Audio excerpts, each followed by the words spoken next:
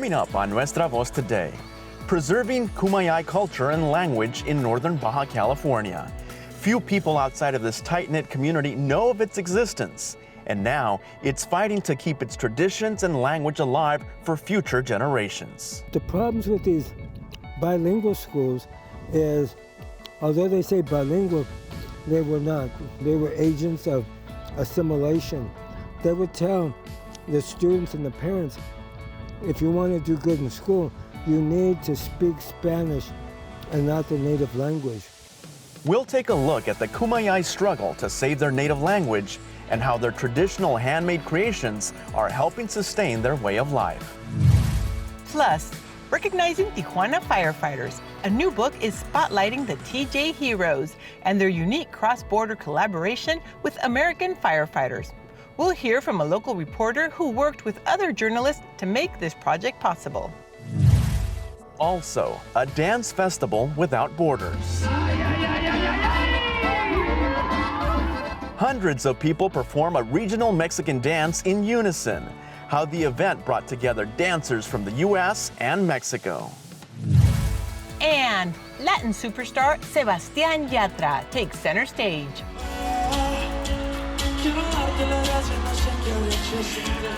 We'll show you more of the urban pop artist in concert at the newest entertainment venue in the LA area.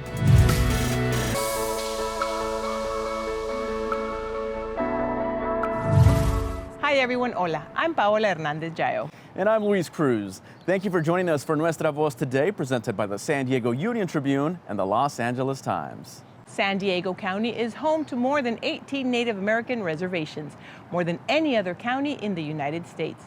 13 of them belong to the Kumeyaay Nation, a nation split by force after the Mexican-American War with the Treaty of Guadalupe Hidalgo in 1848.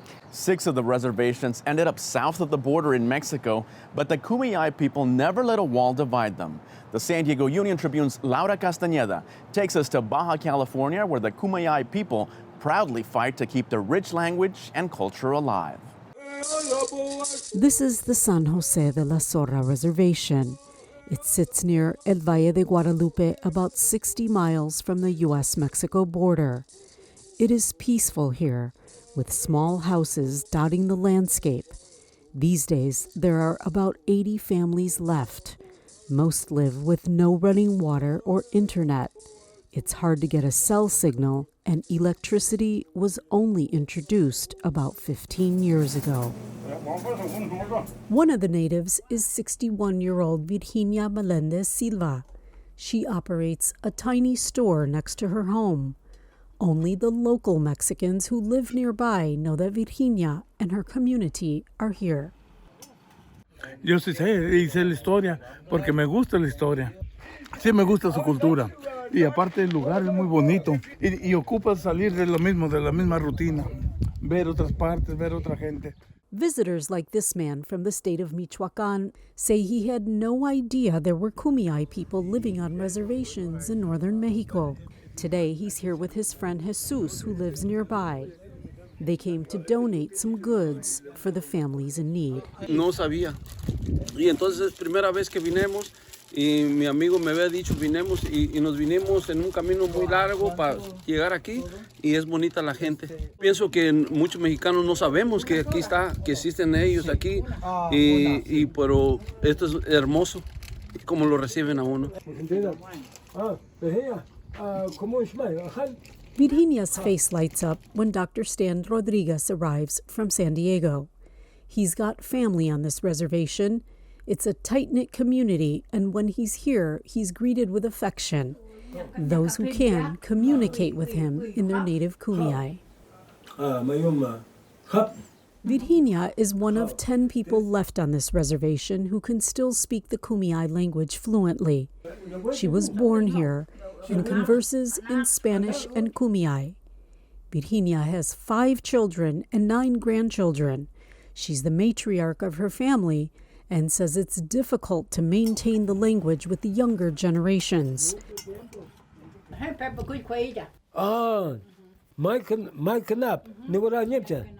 She said, even though they do those other things, she still tells them, you need to know your culture, you need to do this. And maintaining the Kumeyaay culture and language is a mission for Dr. Rodriguez. So, tell me a little bit about these schools that are here on the reservation. But the problems with these bilingual schools is, although they say bilingual, they were not. They were agents of assimilation. They would tell the students and the parents, if you want to do good in school, you need to speak Spanish and not the native language. And this is why, if you notice, a lot of the children, they may understand Kumeyaay, but they don't speak it. We need to get drastic. We need to get radical and bring about change by targeting this resource that we have. The most precious resource we have is our youth, and doing an immersion program that would support language revitalization. It can't be on just one side of the border. It's all of us Kumeyaay working together to make that happen. And in order for the children to be successful, their parents and grandparents need to find a way to be successful too. The Kumeyaay people have learned to sustain themselves with what they know. Some of the men are hired as ranchers, some of the women cook or make baskets, and in recent years they started making their own cheese or growing grapes to make wine. Tapsmau. Niepte taps. Niepte intaha, my pecha. So she said, this is the wind, this is flowers. Virginia carefully demonstrates how she weaves necklaces and baskets out of willow and branches. It can take up to 10 hours to perfect her craft.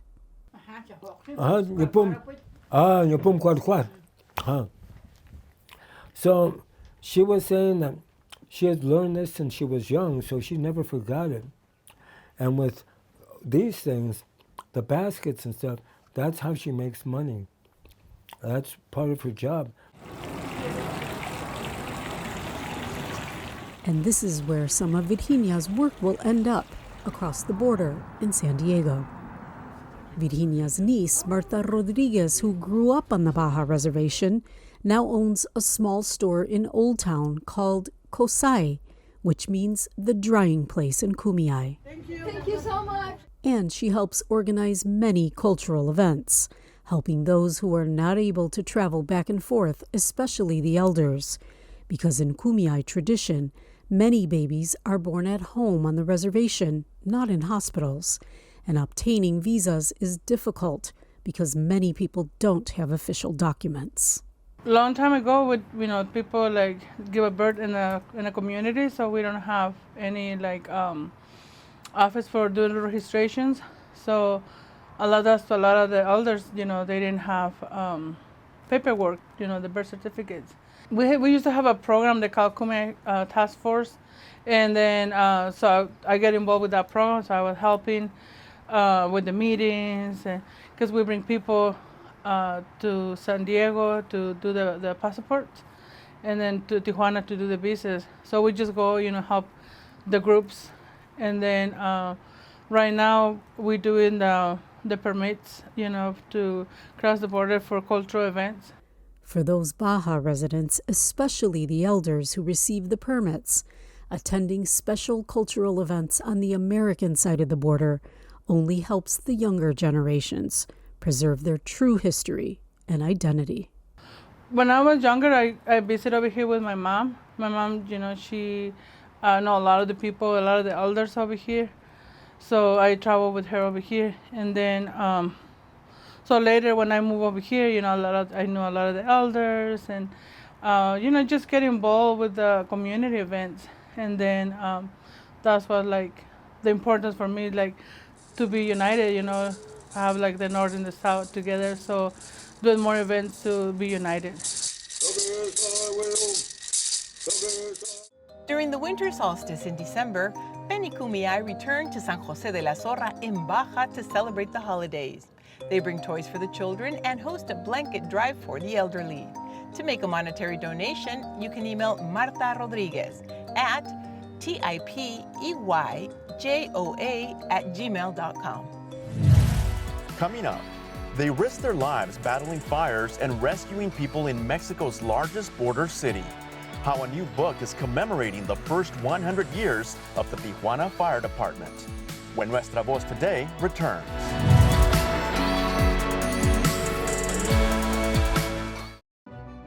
The San Diego Union-Tribune is San Diego's largest and most experienced news organization, winner of 4 Pulitzer Prizes and 37 regional Emmys. We deliver the news with depth, authority, and over 150 years of local knowledge. Our journalists speak truth to power. The Union-Tribune serves everyone who cares about our community. Support our work. Subscribe today on our website, SanDiegoUnionTribune.com.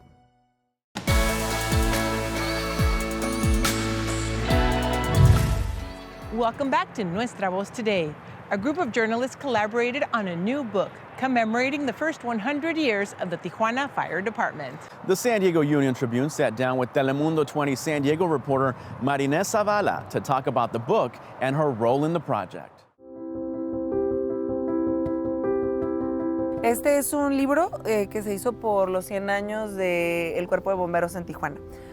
Nos pidieron a un grupo de periodistas, creo que es el más grande que se ha reunido de diferentes medios para hacer un proyecto totalmente altruista donde cada libro vendido va a ser para la corporación.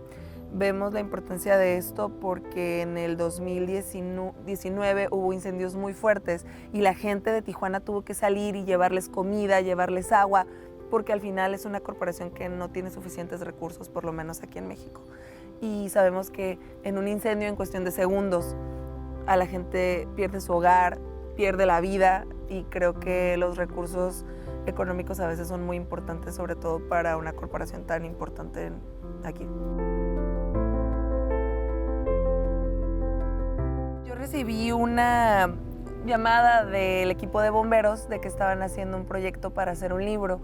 Era una situación completamente altruista, no recibimos ningún pago por ella.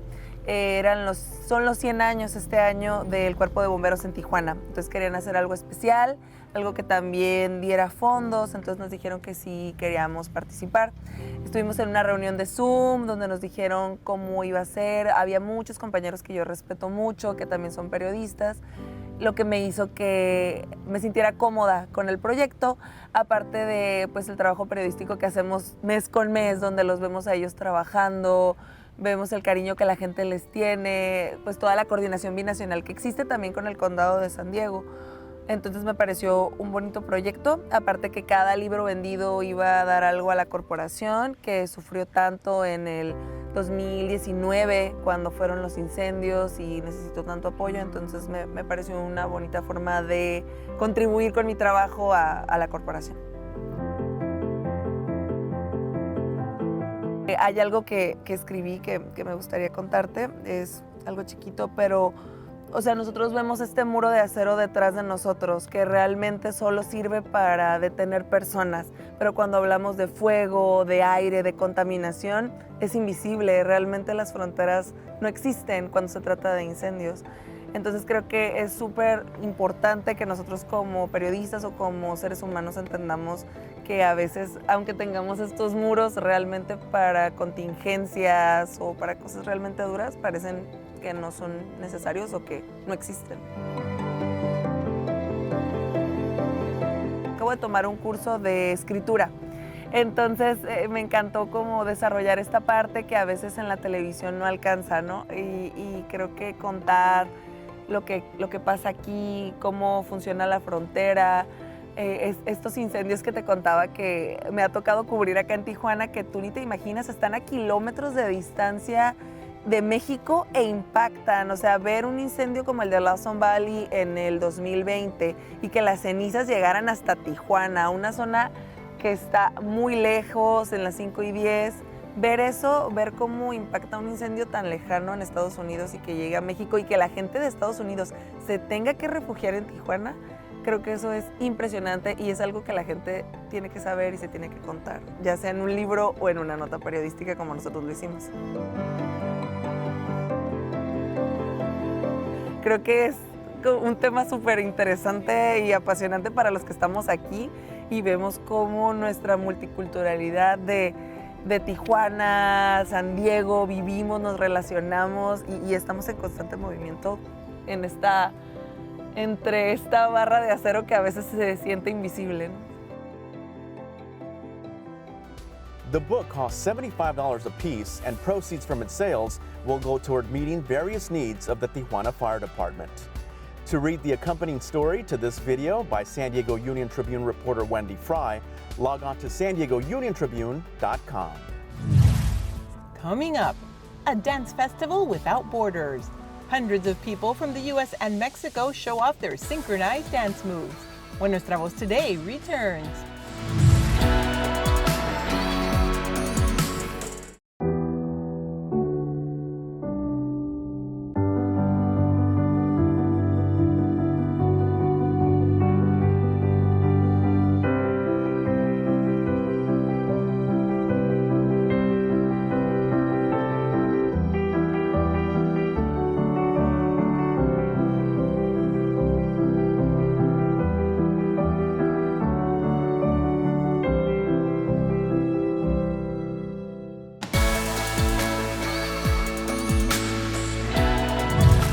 Welcome back to Nuestra Voz Today. 566 dancers from both sides of the border recently performed together at the annual dance festival, Festival del Norte in Rosarito. A Mexican folkloric dance group from Chula Vista traveled south to be part of the big synchronized dancing event. The San Diego Union-Tribune shows us the impressive dance moves.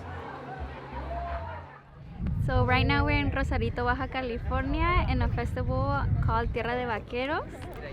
It's an annual event happening where local groups from Baja California and California come. We all join together, dance the same songs, same steps. Our name is from Kumeyaay, meaning familias que danza in Kumeyaay. And that's what it's about. Joining our families together or being part of a family. Yo llegué a Estados Unidos hace aproximadamente 20 años. Me inicié en un centro comunitario que está en San Isidro, en casa familiar, y de ahí nos independizamos y tenemos 17 años trabajando de manera independiente. Realmente sí es muy importante tener este tipo de espacios porque llegan muchos jóvenes del interior de la República, de diferentes puntos y tanto en la preparatoria como en la danza, ofrecerles un espacio donde se sientan que siguen siendo parte de su cultura. Today we'll be performing Calabaceado. It's a traditional dance from Baja California, and it's a representation of us imitating animal movements from the ranches. Like example, there's a step called toro that you imitate the step that a toro does, which translates to a bull. And then there's also reparo that a horse does. It's like this, a reparo. And there's other ones, but it's mostly relating to cowboy life and the animals in the ranch.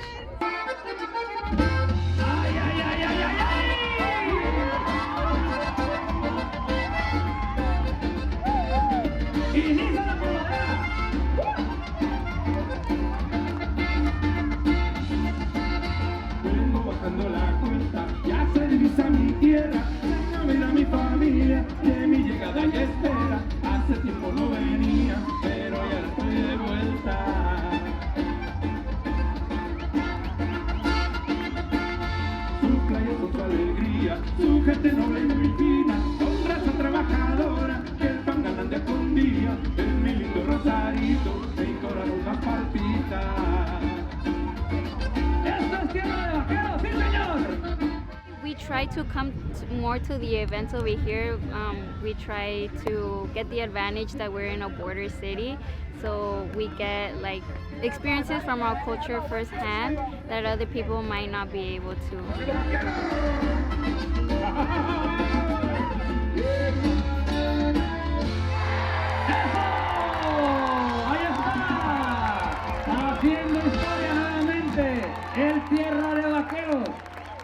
The song featured in the performance is called Mi Lindo Rosarito, which translates to My Beautiful Rosarito.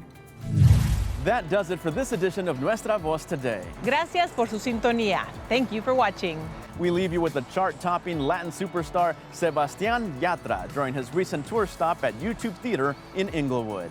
Take a look at the Colombian artist singing his mega hit Tacones Rojos, or Red High Heels, courtesy of LA Times en español.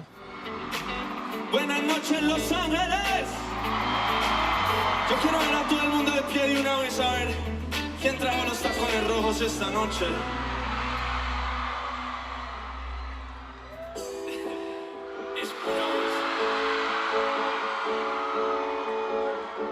Hay un rayo de luz que entró por mi ventana y me ha devuelto las ganas, me quita el dolor. Tu amor es uno de esos que te cambian con un